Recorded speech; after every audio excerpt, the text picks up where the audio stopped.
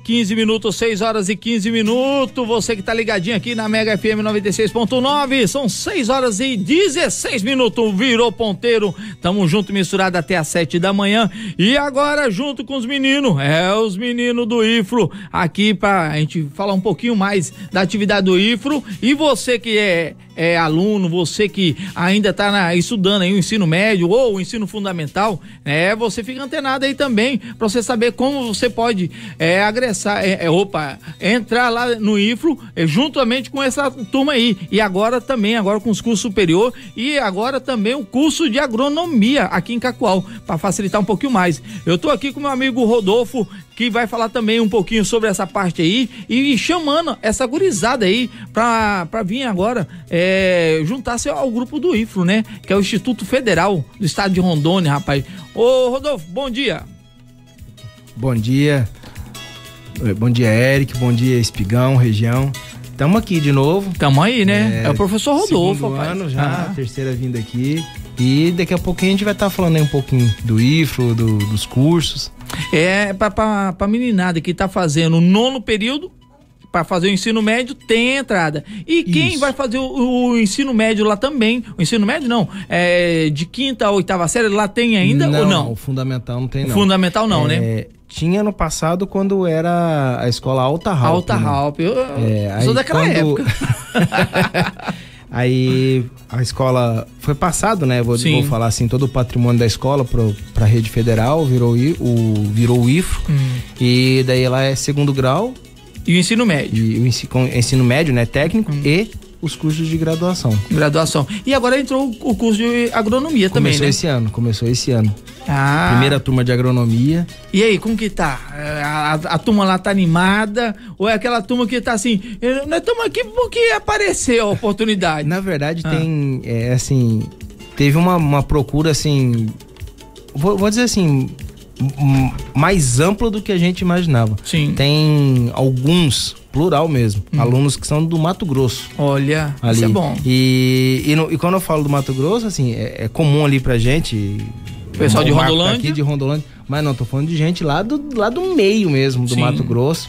Aquela coisa de procurar uma universidade, uma faculdade pública que seja boa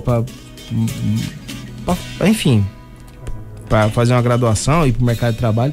Tem gente do Mato Grosso. E ainda tem gente ainda que não sabe, mas o IFRO é no 0800, né? 0800. Nem inscrição paga. Rapaz, é brincadeira. É 0800. E tem outra, além de ser no 0800, ele também tem um diferencial, que é as notas, né? Que é uma das portas de entrada aí dos alunos, e é por isso que a gente fala muito para os alunos de ensino médio, fazer quanto melhor as notas ele tirar no período dele, nos 3, o primeiro, segundo, terceiro ano do ensino médio, ele pode entrar ali no ensino superior, ali pelo IFRO, ali com as notas. E também a gurizada do 5º, 6º, 7º, 8º, 9º, também com essas notas, eles também podem entrar pro ensino médio. Exatamente.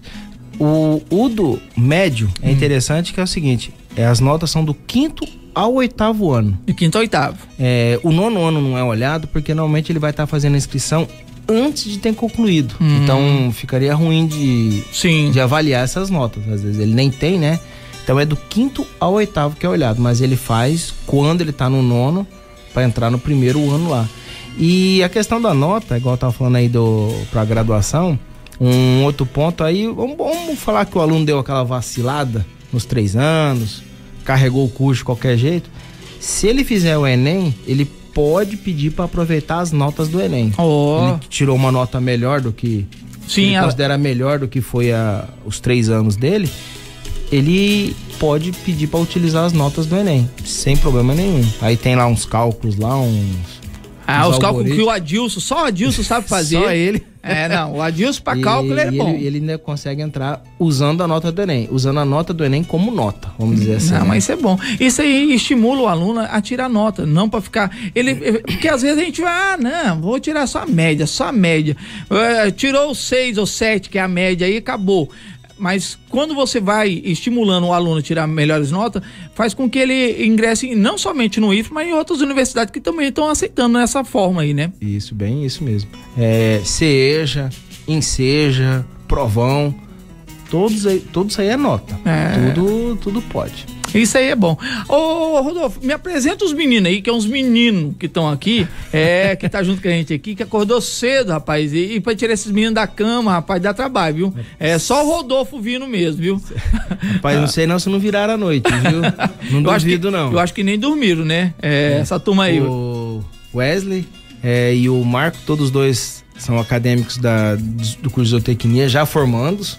Já, eu acho que nem não sei se devem disciplina ainda, acho que nem devem mais, né? Mas vai estar devendo. Eu nunca vi aluno não dever, rapaz, deve a vida toda. Como é que é? Só TCC, estágio, só aquela parte final mesmo e já são, assim, vou botar 99, alguma coisa, já é zootecnista. Já tá lá na área, lá, já vai começar a sofrer junto com a gente. Já. Um na profissão e outro na faculdade. Opa! Ô Marco, acho que você vai ter que ir para aquele microfone ali, que esse aí acho que não tá legal não. Passa pro outro ali. Isso, vai ali. Agora vai dar certo. Wesley, fala com a gente. Bom dia. Bom dia, Eric. Bom dia, João. Nós estamos te esperando aqui, viu? Eu não tô falando João, mas, rapaz, pra tirar da cama é difícil, viu? É complicado. Ô, Marquito, fala aí com a gente aí. Vamos ver se vai dar certo agora. Bom dia, Eric, agora. Agora deu certo. Bom dia, meu amigo João Zanon, né? Que a gente achou que ele ia estar esperando nós aqui. O João tá correndo, rapaz. Não falei negócio de dever. Ele tá devendo um café pra nós. O bicho é malandro, tá? Malandrão, rapaz. Nas outras vezes fazer café, acho que é porque tava devendo nota, né? Aí o Rodolfo vinha pra cá, chegou aqui, café da manhã, bolo, uns 4 tipos de bolo, rapaz. Eu falei, meu Deus do céu. Falei assim, ô João, tá faltando muita nota pra você terminar? E falou assim, não, só um tiquinho. Eu falei, não, isso aqui é coisa pra dever muita nota, rapaz. Rapaz, vamos fazer um banquete, tá? E hoje ele nem tá aí. Correu da raia, né? São 6h22. Eu quero saber de vocês, meninos. A semana passada nós tivemos aqui as meninas, tava aqui a Luana, deixa eu ver o nome da outra, a Sandra, né? A Pamela e tem uma outra, uma loirinha. Nabiele. Isso, Nabiele, tiveram aqui, junto com a gente aqui, conversando, trocando ideia, meio acanhadinha, mas a gente viu que depois se soltou e nós entramos no assunto da zootecnia. E que falamos que na época o pessoal não sabia o que era o profissional zootecnista, né? Qual a função dele. E aí nós deu uma explicada aqui, falou que a função dele não é somente a parte nutricional, mas também para fazer a gestão, colaborar com a gestão dentro da propriedade rural. E hoje nós vamos falar um pouquinho sobre essa parte de manejo também que o zootecnista vem fazendo, né? Que já vão falar sobre a gestão, mas também a parte de manejo, nutrição animal, que às vezes o pessoal só pensa que é ração. Mas tem o principal que a gente esquece às vezes de olhar. O produtor esquece muitas vezes de olhar, ele só pensa na ração, no proteinado, mas deixa de olhar o pasto, né? E ele não vê o pasto como cultura. Isso é a cora que acordou. Agora o pessoal falou, rapaz, eu joguei um calcário lá, pensa um adubo bom, rapaz. O trem vem botando na tábua do meio. Cresceu o capim. Falei, mas o calcário você corrigiu o solo. Agora você tem que entrar com a adubação, né? E essa parte aí é interessante, né, meninos? Fala aí, Wesley. Então, é porque assim, desde antes, as pessoas sempre trabalhou, por exemplo, com café. Sim. E aí tiveram que ter essa mudança porque hoje toda cultura ela é mecanizada e tecnificada.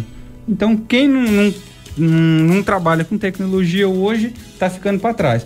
Porém as pessoas ainda não têm essa visão da pastagem como uma cultura, né? A partir do momento que tiverem essa mesma visão e utilizarem hoje 10%, 10% da tecnologia que trabalha hoje com café, eles vão ver que a pastagem também ela consegue entregar uma qualidade e resultado, porque o animal ele costuma buscar no coxo aquilo que está em deficiência na pastagem. Então se a gente trabalha com uma pastagem de qualidade, com um manejo de qualidade, o nosso gasto com insumo, que seja um mineral, que seja um proteinado, que seja ração, vai ser menor. E tem outra também. O pessoal olhava a pastagem, porque sempre quando a gente fazia, quando o pessoal que chegou aqui, os avós da gente, né, os pais da gente chegou aqui, houve o desmatamento, né? Com o desmatamento, a queimada, queimando tinha cinza, aí eles vinham com a cultura. Qual que era a primeira cultura? Arroz, feijão e milho. Eram as 3 primeiras culturas que ele plantava. Depois de plantado isso aí, ele tira, Aí ele fala, agora eu vou entrar com a pastagem, tá? Aí você coloca aí 40 anos de uso, sem adubação, sem calcariação. Isso aí é uma bolinha de cristal, né? Vai dar problema, né? Rodolfo, e aí o produtor, ele começa a olhar de outro olhar agora, né? Quando ele começa a fazer a correção. A gente vê muito aqui na região aqui que vai pro Riozinho, ali para pro Ifro, que muitas propriedades ali que estava abandonada, voltou ativa, né? E a pastagem voltou 100%.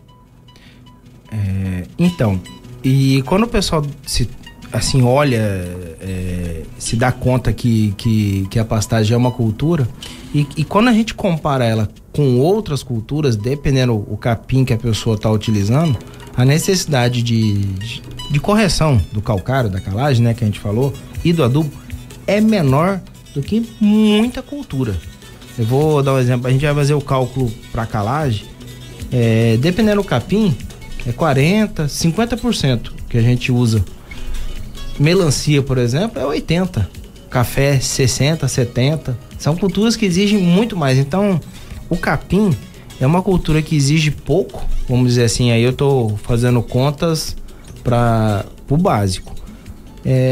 Não justifica hoje um produtor não fazer essa correção, adubação, até pela necessidade da própria cultura, que não é algo elevado, que vai dar prejuízo, que não vai ajudar a fechar a conta. Muito pelo contrário. É aquela coisa, não vamos nem ver joelho do gado, né? Deixar aquele pastinho verde ali, alto, bonito. Mas e agora vem a nova tecnologia, que é a lavoura e pecuária junto. E ela vem colaborando. Então, você falou de 40% a 50%, mas aí se você der uma correçãozinha um pouco melhor, você ainda faz uma lavoura. E fazendo a lavoura, você vai ter alimento. Você tem uma silagem, você tem um milho em grão, né? Então, assim, você já pode aproveitar mais. E essa nova tecnologia que o pessoal está reutilizando porque a gente já tinha lá atrás, mas de uma forma mais simples, e agora colocando tecnologia em cima disso aí. Isso colabora para a gente ver que a lavoura não é somente a soja, o milho e o feijão e as culturas que a gente já tem, mas também a pastagem. Isso aí colabora muito, né, Marcos?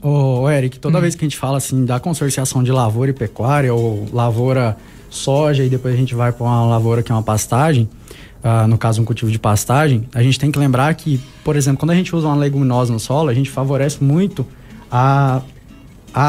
você favorece o cultivo da pastagem, porque você aumenta a ciclagem de nitrogênio, né? Que acaba sendo o principal nutriente que uma planta necessita para poder se desenvolver, né? E voltando lá na questão de calagem, adubação e tudo mais, eu acho que falta muito mais de conscientização do produtor, né? De ele abrir o olho, que ele investindo aí numa calagem correta para poder atender tanto a questão de corrigir a acidez do solo, tanto para a questão de deficiência de nutrientes do solo para a planta, ele consegue baratear o custo da propriedade para produzir uma arroba por hectare, e também aumenta, no caso vai aumentar a produtividade, né? Diminui o custo e aumenta a produtividade. E a questão da consorciação aumenta mais ainda, porque além de ter uma pastagem, ele ainda tem a produção de grãos, né? Que vai entrar no concentrado dele, ou ele pode comercializar também. Ô Wesley, ali na região ali, na RO010 ali, antigamente ali eram umas pastagens ali bem precárias, né? E a gente agora começa indo para Rolim de Moura, você vai vendo ali o pessoal já plantando a soja, plantando o milho, fazendo o consórcio, entrando com a pastagem novamente, mas a gente está vendo que o principal é a alimentação para o rebanho, né? Que o pessoal está usando muito. Bom, hoje a silagem é uma delas, né? E a silagem, muitas vezes a gente só pensava na cana e no napier. Hoje já temos um milho aí que vem para mecanizado aí, para a gente estar trabalhando com ele, e é mais uma alternativa para o produtor rural. O que você vê ali em Pimenta Bueno que está modificando ali, você que conhece ali a região de Pimenta? Então, na verdade, eu sou mais da região ali de Cacoal, né? Mas assim, só voltando um pouquinho e pegando o gancho que foi falado muito sobre o uso de tecnologia na pastagem, o que acontece hoje? Tem muitas variedades quando a gente vai comprar uma semente numa casa agropecuária. O que acontece? Quando a gente está chegando, eu falo isso porque eu tô falando como produtor propriamente dito, porque eu já comprei até esse tempo atrás semente, enfim. O que acontece? A gente vai com o intuito de comprar a melhor semente, né? A novidade. Só que o que acontece? A gente acaba esquecendo que toda variedade nova, ela acaba sendo, como ela é melhorada, a exigência dela é muito maior. Então o que acontece? Muitas das vezes a nossa pastagem comum, e eu falo isso porque eu estou fazendo essa comparação hoje lá no sítio, a pastagem antiga de 15 anos de formada, ela está se desenvolvendo um pouco melhor do que essas novas, pelo fato dela já estar adaptada a esse novo sistema de 20 e poucos anos, igual você falou, do meu pai que derrubou, plantou arroz, plantou feijão, e aí depois colocou uma pastagem, nunca colocou uma gota de adubo. Então assim, hoje, pessoal, eu diria, tome cuidado na hora de fazer uma compra de uma semente, né? Não buscar a melhor se você não for tecnificar. E voltando agora na sua pergunta, o que acontece? Hoje, a silagem, ela é uma alternativa.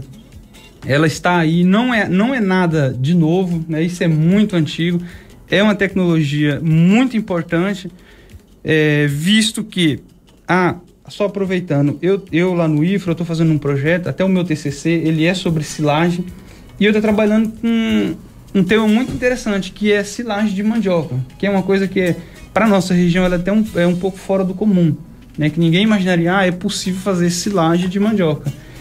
E qual é o principal ponto disso?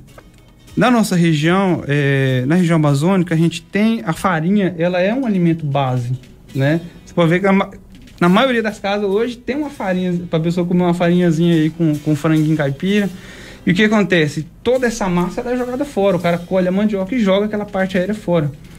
E muitas pessoas pensam, mas ela é tóxica. Ela não é tóxica, porque num processo da fermentação a gente acaba perdendo aquele que é o ácido cianídrico, né, que causa a toxicidade da mandioca. Então, assim, eu vejo que a gente está perdendo muitas coisas que podem ser aproveitadas para silagem. A pessoa tem só essa visão, igual você falou, do napier, do capiaçu, do milho, que hoje nutricionalmente falando, a melhor silagem. Mas a gente tem outras alternativas e tem o que nós também chamamos de aditivo, que são os aditivos melhoradores de desempenho, né?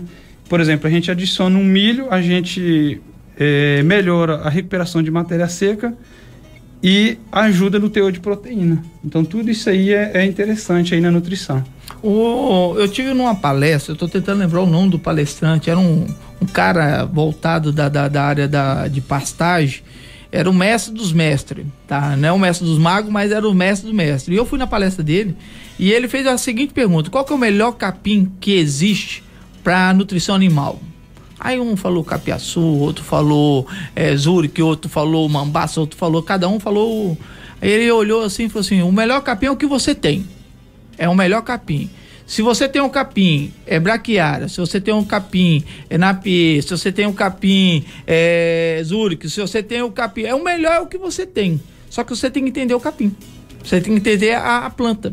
Se você entender a planta e o tempo dela, e saber utilizar ela, pronto, fechou o pacote. E agora você tem que saber o seguinte: esse melhor capim que você tem, você tem que nutrir ele. E não adianta. Eu vou trocar para um mambaça, mas se você não der nutrição, não vai virar em nada. Você pode trocar aí para um piatã, se você não der nutrição, não vai virar nada. Nós vamos falar de um tifto. É o melhor capim. Melhor capim pro gado leiteiro, é o top da galáxia. Mas se você não souber manejar ele também, acabou. Então assim, a gente tem que compreender a nossa planta e saber como a gente vai fazer o manejo dela, né? Isso aí é importante, né, Rodolfo? Com toda certeza. Esse mestre dos mestres aí, acho que ele colocou a cereja do bolo mesmo. De fato é isso, é saber com o que eu tô fazendo, onde eu tô fazendo, como é que é o solo da minha região. Muitas vezes não ficar se comparando com outros produtores, porque tem isso, tem... Não. Capim, água. Eu falo água no sentido de pro animal beber uma água de qualidade. É a receita mais certa para melhorar o sucesso, para que essas propriedade ir para frente. Essas coisas o pessoal não dava muita atenção, né? Eles achavam que capim podia ser, né, a Deus dará, deixa lá. A água pode ser o cantinho lá, água com barro, água barrenta e tal. E eu lembro que eu era ainda menino, o meu avô falava, não, água boa é água aquela bem barrenta, que ela esquenta, que aí o bicho... Foi, mas então é chimarrão, né, vô, né, que o boi tá tomando. Ele falou, não, isso aí é muito bom, que vai ajudar o boi a digerir melhor, né. Mas aí depois a gente viu que agora a qualidade da água também é fundamental para você ter hoje um ganho de peso, né? E a facilidade desse rebanho também em chegar na água. Que adianta você ter um passo de 10 alqueiro, mas a água tá lá do outro lado. Ele vem aqui comer capim de um lado e depois tem que voltar a beber água, depois tem que voltar para comer o sal. Às vezes o sal tá no outro, a cocheira tá do outro lado, quer dizer, o gado vai andar mais do que comer, né? Gasta energia. Um balanço energético negativo daí, né? Que gasta mais do que ele consegue guardar para produzir uma arroba, leite ou qualquer coisa. É por isso que hoje tem o tal do confinamento e o pessoal não acredita, né? Quem fala assim, rapaz, o tal do confinamento é bom demais, rapaz, o bicho engorda, né? Mas é por que é confinado? Porque fica parado, né? Ali a vida dele é comer, beber e dormir. Água na ponta da língua, cabina. Normalmente o grande problema é que o produtor, ele faz a cocheira, eu falei isso porque eu já fiz, ele faz a cocheira não pensando no animal, pensando na gente. Não, é que é a facilidade dele. Ele quer colocar a cocheira, não, vou colocar bem pertinho ali, porque eu vou só levantar da cama e jogar o sal dentro do coxo. Mas não é, a gente tem que pensar, igual você falou, o posicionamento do coxo, o direcionamento do sol e proximidade da água, da fonte de água. Porque a gente já tem trabalho publicado, Eric, que comprova que água limpa, em confinamentos, ele pode dar ganhos até de 100 gramas por dia a mais.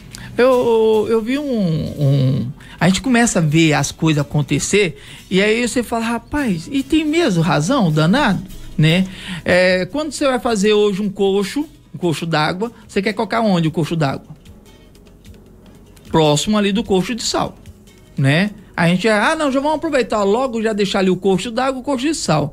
E eu conversando com um colega, e depois ele foi vendo lá, né? E ele conversando também com os produtores, ele mudou o sistema do caboclo. Ele falou assim, não vamos colocar porque o gado vai ali e come sal. Meleca ali a cara, ali o focinho dele ali, né? Com sal. Aí ele vai logo pra beber água, não é isso? A sequência não é essa? Suja o coxo, né? Aí suja o coxo, aí vai dar trabalho. E tal do peão, meu filho, não quer ficar limpando aquele viagem, aquele trem, não. Todo dia não. Ele falou, não, você coloca o coxo um pouco mais longe. Coloca uns 50, 100 metros mais longe, por quê? O gado termina de comer o sal, vem pastando, já dá uma limpada, quando vai beber água já não suja. Eu falei, rapaz, né, que tem lógica? Né?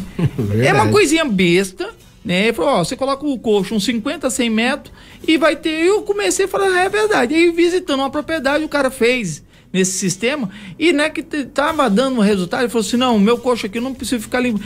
Antigamente, eu tinha um coxo aqui do lado do sal. Era de 2 em 2 dias, tinha que limpar, porque suja e fermenta e dava... Aí tinha que fazer a limpeza. E aí ninguém quer serviço, meu filho. Por que ninguém quer mexer com picar cana hoje? Porque dá muito trabalho. Né? Ainda mais se o caboclo planta a cana lá do um lado, aí tem que trazer a cana pro lado que tem energia, que vai estar o triturador. Aí tritura, tira a cana, joga de novo em cima do balaio para levar lá no outro. Pai, ninguém quer fazer isso não, tá louco, né? Então assim, são coisinhas bobas que a gente vai aprendendo no dia a dia e ninguém presta atenção, né? E a água é fundamental, né? Você não tinha prestado atenção nessa parte do coxo d'água, né? Faz o teste no Luiz lá e vamos fazer pesquisa nisso aí. Cabeça, aproveitando o gancho, você falou a questão de trazer a forragem de um canto, picar em outro, levar para outro canto, é aí que entra a silagem, né? Que é onde a gente fala o planejamento forrageiro, né? Sim. Que você planeja desde o tempo que esse gado vai ficar num piquete, um piquete que você vai reservar no período de seca para poder ter bucha para esse animal comer, para você para o proteinado em si ele ser mais eficiente, né? Que estudos mostram que o proteinado, para ele ser eficiente, você tem que ter uma taxa de fibra alta para poder compensar, né? E é aí que entra toda essa parte, né? De ter um melhoramento tecnológico da propriedade para ser mais eficiente. Eu vi o pessoal, e nós já batemos nessa tecla aqui, conhecer o produto. Eu vi muita gente falando mal agora do capiaçu. Mas é por quê? Porque o capiaçu, a gente viu aquela foto bonita, né? O caboclo de Barlá e um capiaçu de 6 metros. Vou fazer o meu também, ficar com 6 metros de altura. Só que depois que ele cai, ele toma, meu filho, dá um trabalho da gota serena, né? Então, assim, quando a gente começa a entender a planta nossa, aí você começa a trabalhar ela diferenciada, né?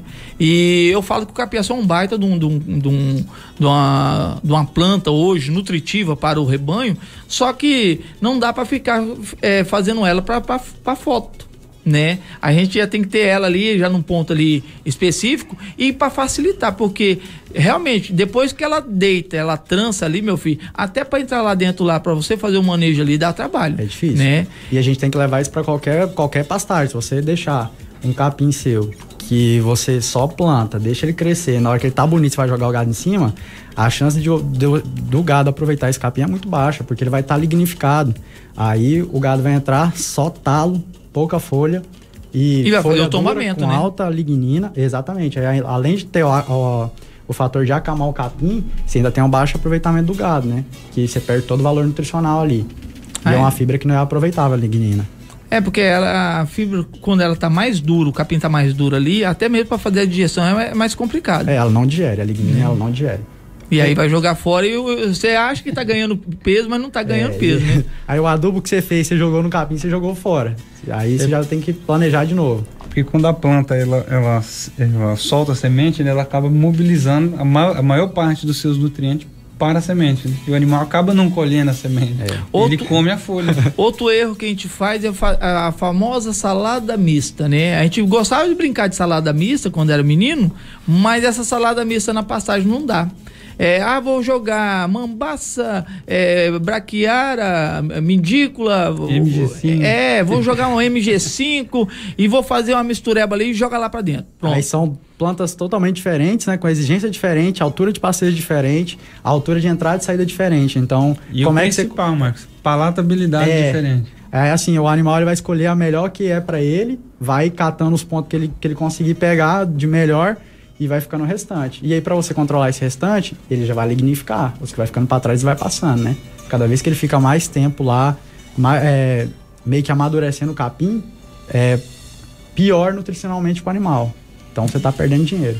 Eu fiz um teste lá no meu sítio lá, eu tava com um problema do fungo, né, que é a morte súbita, e tava com problema da cigarrinha na época, né? E já tinha perdido boa parte. O fungo é danado, ele vem fazendo as bolinhas, você não dá muita atenção. A bolinha vai virando bolão, do bolão, meu filho, da Mega Sena, né? Aí já perdeu. E não vem mais capim, aí só vem sujeira. E tivemos que fazer a reforma. Aí reformamos, jogamos um calcário, corrigimos o solo. E eu estudei um capim, aí entra aquela novidade. Vamos na novidade? Vamos. Eu queria um capim que aguentasse a porrada, né? Aguentasse aí tanto o fungo como a cigarrinha. E no estudo que a gente fez lá, eu estava estudando lá, a gente viu o mavuno. O mavuno é um capim híbrido, que é um capim da Braquiária manandu, com mais a rosiense, tá? Ele é um cruzamento lento, né? Na hora eu falei, meu Deus do céu, fiz cagada, né? Não sai esse trem, não vinha, rapaz. Aí ele saiu, brotou, germinou. Ele é um pouco mais lento na germinação. E ele também, assim, até formar, levantar, ele é mais lento um tiquinho. Mas depois, meu filho, ele fecha legal, tá? E vantagem, ele realmente aguentou a cigarrinha e aonde tinha o problema do fungo, hoje eu não tenho mais o problema. Então, assim, é por isso que é interessante a gente estudar. Só que ele é um capim também que você não pode deixar ele ficar muito alto, tá? Que senão vai vir um tombamento muito bom. Só que aí do outro lado, esse tombamento não é ruim, porque ele solta nos talos do capim, ele vai soltar as raizinhas e vai enraizar no solo e vai vir de novo, vem outra brotação. E eu fiz um teste agora, passou do ponto e caiu aquele trem e tá germinando. Então, assim, o trem tá fechando de um jeito que eu acredito que esse ano, que eu vou lá agora bater veneno lá, vou gastar bem pouquinho, porque realmente fechou, tá? Fechou o solo, né? E não deixando as ervas daninhas virem atacar, né? Então, assim, dar uma estudada, gente. A gente tem que estudar. Só que na época a turma falou assim, você não vai jogar mais. Não, vou jogar só ele. Não vou misturar, não. Porque senão vai dar BO. Falando na cigarrinha, Eric, eu acho que falta muito conhecimento pro produtor rural em si, assim, não falando de ser leigo nem nada, mas mais falta de extensão, sabe? De levar conhecimento até o produtor para ele poder saber o que fazer. Um problema da cigarrinha, por exemplo, o que faz ela se agravar além da acidez do solo, é a questão da densidade da pastagem. Uma pastagem ela bem densa, manejada corretamente, você consegue controlar a cigarrinha. Você consegue contornar o problema. Pode usar um químico ou um biológico, né, para poder auxiliar, mas o fato de você ter uma pastagem densa, mesmo ela sendo susceptível, você consegue controlar. Controlando a entrada e saída do animal. Aí você consegue se livrar do cigarrinho. É uma forma de manejo. Na realidade, quem vai bater o produto tem que entender. Antigamente, eu lembro que a gente tinha um problema da cigarrinha e veio aqueles produtos biológicos, né? Uhum. Os fungos, né? Pra gente colocar. Só que o pessoal não entendia que precisa de sombra. Se você bater e o sol bater em cima, matou. Tchau e benção, né? Tem que saber a fase que você tá aplicando, né? Tem que saber se a cigarrinha ela tá na ninfa, ela tá em ovo, ela já tá adulto, né? Para isso que a gente tem que hoje entender o produto e aí precisa de uma orientação. Aí é nessa hora que vale o conhecimento. Aí procurar um bom zootecnista, um bom veterinário, um bom agrônomo, né, um profissional que está ali na área ali, que pode estar orientando para a gente passar esse produto adequadamente. Porque hoje em dia, no chutômetro nós vamos lá, né? Eu sempre falo, tem o tal do chutômetro. O que você me fala? Quanto de adulto que eu jogo lá? Falei, mas você fez análise só? Não fiz não. No chutômetro você joga tanto, né? Joga 3 toneladas de calcário, mas aí 100 kg de ureia por hectare. Mas a gente vai ficar sempre no chutômetro e não dá para ficar mais brincando, né? Hoje a cultura tá ficando cara, né? As terras aqui, não somente aqui no estado de Rondônia, agora quase todas elas já estão tendo documentação, tá valorizando demais. Terra que valia aí seus 5, 6, 7 mil reais, hoje nós estamos falando de terra de 80, 90, 100 mil reais, 200 mil reais, não dá para ficar brincando, né? A propriedade de 20 alqueires aí a 100 conto, meu nobre, é 2 milhões que o cara tem aí. Qual loja hoje, lojinha que eu tô falando aqui, dentro do município de Espigão do Oeste, tem 2 milhões aplicado, né? Investido. É pouca. 2 milhões é muito pouco. E propriedade rural nós temos uma renca, né? De patrimônio. De patrimônio, né? Então, assim, é um investimento alto que nós temos que saber trabalhar e fazer com que esse trem gere renda, né? E eu acho que cada vez mais o produtor ele tem que ser mais profissional. Porque se for um pecuarista mesmo, e ele não se atentar, não procurar, não tá em dia com as tecnologias, com a inovação do campo, ele perde para a lavoura. E a lavoura paga caro por hectare de produção, né? Então, assim, ou o cara ele é produtivo ou ele arrenda a terra. Isso aí. Rodolfo, o que você ia falar? Não, eu tô aqui lembrando a época minha de Emater. Aí, lá na linha 4, que vai de Colorado para Cerejeiras, teve um extensionista que ele resolveu querer fazer testes com pastagem. Aí ele foi com 2 agropecuárias e pegou várias sementes e ele fez uns quadrados, eu lembro até hoje, de 6x6. Eu acho que se eu não tiver enganado eram 8 gramíneas, né? 8 capins e tinha 4 leguminosas também. Então 10 quadradinhos lá de 6x6, um corredorzinho bonito. A ideia lá, olha só, era fazer um dia de campo para mostrar os capins, foi tudo plantado tal dia, como é que cresceu, o volume, aquilo que a gente tava falando aqui agora. Só que ele tava fazendo isso numa época que tava começando a seca.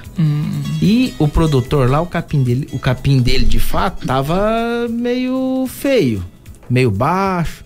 Rapaz, o gado estourou a cerca.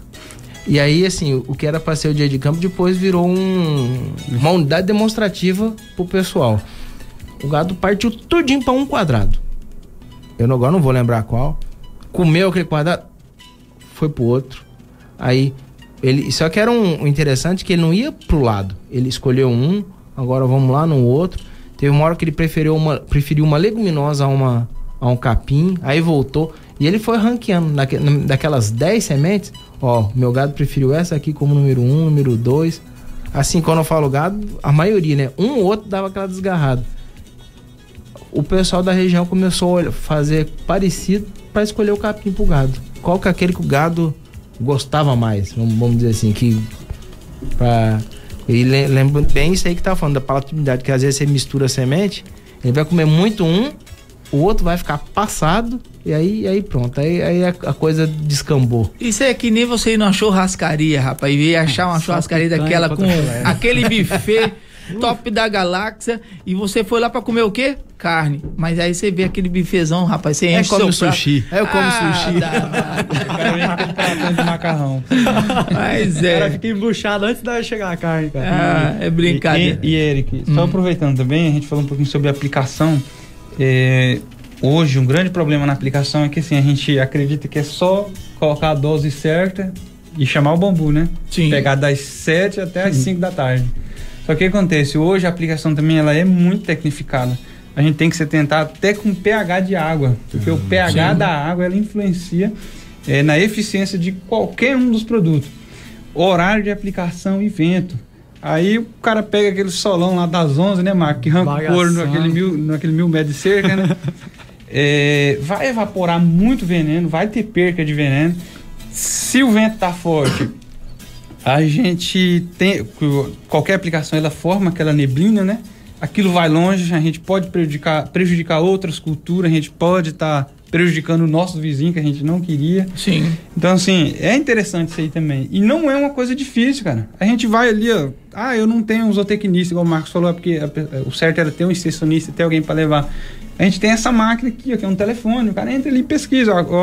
Por exemplo, o jaguar, o garro, qual é a especificação técnica de aplicação? Aí o cara vai falar, falou, o pH de água interessante é X, o horário de aplicação é do horário tal ao tal, o pH da água, enfim. Então, assim, não é uma coisa difícil da gente estar verificando e hoje na internet é difícil a gente chegar na propriedade que não tem uma internet, né? Eu fiz uma aplicação agora de um herbicida, né? De folha larga, junto com adubo foliar, né? Na pastagem. Rapaz, deu um diferencial. Pensa num capim, matou, a erva daninha foi pro saco, tchau, né? Mas o capim tá vindo que é outra foto, outra coisa, né? E deu para aproveitar o embalo, você fazer a aplicação do herbicida hoje com adubo foliar. E esse negócio de horário eu já venho batendo nessa tecla há muito tempo, porque às vezes o produtor, ele vai lá e paga a diária do caboclo, e o caboclo ele tem que trabalhar. Aí ele chega lá às 7 horas da manhã, vai começar a fazer o trabalho, vai até 11h30, né? E vai almoçar. E aí quando é um meio-dia e meio, 1h, ele tá voltando pro trecho, no horário mais quente. E eu já reparei, pelo menos ali na linha Mato Grosso ali, de um horário de meio-dia e pouquinho até 2h30, tá ventando. Tá ventando legal, né? E tá quente, aquele sol de botar na tábua do meio, né? Eu mudei o horário meu de bater veneno. Quando eu vou lá pro sítio lá, eu vou lá, aí depois das 3 eu volto de novo e vou até lá na boquinha da noite. Quando dá tempo eu tô lá passando. Realmente tem matado diferenciado, tá? E quando você fica brigando para passar nesse horário mais quente, duas coisas. Eu sinto o veneno, porque os poros nossos estão bem abertos, né? Os poros do nosso corpo, né? E mesmo que você use toda aquela proteção ou uma camisa de manga longa, luva, máscara, a tendência de você intoxicar é mais fácil nesse horário mais quente, né? E também a aplicação ela não é tão eficaz, porque a maior parte dos nossos herbicidas é sistêmico. Se a planta não está conseguindo absorver porque o calor tá evaporando, não vai dar resultado hoje que a gente espera, né? E é entender também dos medicamentos que a gente vai estar utilizando, né? São 6h54, 6h54, o papo tá bom, mas o Carlos Pedro tá chegando ali, já tá fazendo ali o polichinelo, já tá fazendo o gargarejo, já tá fazendo esquenta a garganta, ele com Bianca e Gugu. E vamos aqui, já deixar aqui aquele tchau, dar aquela mensagem do pessoal para quem quer conhecer o IFRO, dar uma passadinha. E o IFRO agora tá nos 4 cantos do estado de Rondônia, né? Graças a Deus. Nos 4 cantos. E agora, Cacoal abre mais um curso, né, que é a agronomia, que não tinha, que abriu esse ano, né, e que vem fazer o diferencial, zootecnia, agronomia, matemática, né, geografia, história. Não. Não, história não. Tem uma outra. Matemática, geografia, técnica agronegócio. Tecnólogo. Tecnólogo. Zootecnia e agronomia. E aproveitar, Eric, só para o pessoal às vezes quiser conhecer o IFRO, amanhã vai acontecer a segunda corrida rural. Tô sabendo disso. Segunda edição. Rapaz. Inclusive, na hora que a gente tava chegando aqui em Espigão, um monte de gente correndo ali indo pra exposição, né? Para amanhã, teve, né? Já encerrou as inscrições. 348 inscritos. O mais novo tem 3 anos de idade. E o mais velho, 78 anos. Então, o povo aí que tá com desculpa para correr, aí, ó. E teve gente inscrito praticamente do estado inteiro. Desde Porto Velho até Cerejeiras. Tem vários municípios, acho que 15 municípios aí dentro do estado todo tá participando. 5 e 10 quilômetros. Aí o pessoal que quiser ir lá conhecer o IFRO, ver como é que é a corrida, 6 horas e 10 minutos vai ser a largada. Vai ter 5 e 10 quilômetros, então com 1 hora e pouquinho já encerrou tudo. Depois tem a molecada, tem o percursinho para eles aí de 100 metros, 600 metros e PCD também. Então o pessoal vê aí como é que é a corrida, quiser acordar cedo e ir lá, vai ver que é um evento bacana. Movimentar, acho que o importante é movimentar. Não importa se você vai chegar em primeiro, segundo ou terceiro, mas o importante é movimentar e fazer. Vencer o sofá. Só de você sair do sofá, do controle remoto, meu filho, já é bom, tá? Desligar um pouquinho o celular e fazer uma corrida dessa aí já vai ajudar demais, né? Bom demais. Aproveitando o gancho do Cabeça, a gente tem que parar para pensar também que é a Universidade Federal do nosso estado, querendo ou não, tem nome, né? A gente tem que aprender também a valorizar um pouquinho mais o que é nosso, que está ao nosso alcance, que está mais perto. Às vezes o pessoal sai daqui e vai lá para a Unesp, poder estudar lá para a UFV, para Viçosa, não tirando mérito, são ótimas universidades, mas a gente tem um Instituto Federal aqui à nossa disposição, fácil de ingressar, muito difícil de sair, mas é fácil de ingressar. Entrar é fácil, né? Então, assim, eu acho que é bom, vale a pena conhecer. Eu entrei, fui contra meus pais para poder começar a estudar ali, não me arrependo, e só me arrependo de ter trancado um período, de resto eu aconselho. Mas o IFRO vem para fazer a diferença e tem bons profissionais ali, né? Demais. A gente vê ali a gama de profissionais que estão ali dentro do IFRO ali. Eu até vejo o ensino médio lá no IFRO diferenciado. O pessoal que tem a oportunidade de fazer o ensino médio no IFRO, não desmerecendo as escolas daqui, de Espigão, de Pimenta, de Cacoal, mas tem um diferencial ali voltado ali, porque eles vão voltando ali pro lado ali técnico, tem, se eu não estou enganado, no ensino médio tem o técnico informática, técnico em agropecuária e agroecologia também, e vem colocando ali a prática do dia a dia. Isso é muito bom. E volto a falar, é mais uma atividade que o pessoal pode estar colocando para profissão. Porque às vezes o pessoal, eu só quero fazer direito, medicina, né? Nós temos mais uma gama de área e o agronegócio está abrindo aí esses profissionais. Até eu estava conversando com o pessoal aqui da Seduc, que tá vindo agora novas profissionais, né? Voltado na área do café. Alguém já falou do profissional torrador? Vai ter o profissional torrador, aquele cara específico que sabe torrar um café, né? Que às vezes a gente fala assim, não, vovó torra bem, né? Mas torrar um pouquinho é uma coisa. Ela torra mas o torrar agora um café para fazer ele ser, como se diz, comercial, tem que ter o profissional. Vai ter também o pessoal que vai entender esses aromas de café. Quando a gente vai naqueles concursos de café, o caboclo começa a falar, esse café aqui tem aroma cítricos com um baixo a tendência de banana, com não sei o que lá, de champanhe. Eu falei, rapaz, esse aqui... é café esse aí, eu tomei, foi café ali. Agora ele tá falando, tem estudo, rapaz, Deus me livre, né? É aí que entra a tecnologia, né? Tecnologia e vem valorizando. Tanto que nós estamos vendo que o pessoal do café não colheu ainda o café. Tá esperando o café madurar para chegar no ponto para colher. Então, assim, são novas tecnologias, né? Mas, pessoal, Rodolfo, Wesley, Marcos, obrigado aí por ter vindo aí, né? Sair lá de Cacoal para vir para cá nessa correria, nessa serração, né? Mas as portas estão abertas. Na hora que você estiver mais informe, mais pra gente fazer um bate-papo, porque isso aqui é interessante. Às vezes o pessoal que não entende acha chato, mas quem tá na área, quem tá na sua propriedade, às vezes não tem esse tempo pra gente bater esse papo e ir falando dessas novas tecnologias que estão aí vindo pra cá, né? Beleza? Tamo junto, Cabeça. Obrigadão pela oportunidade. Obrigadão, Eric. Até a próxima.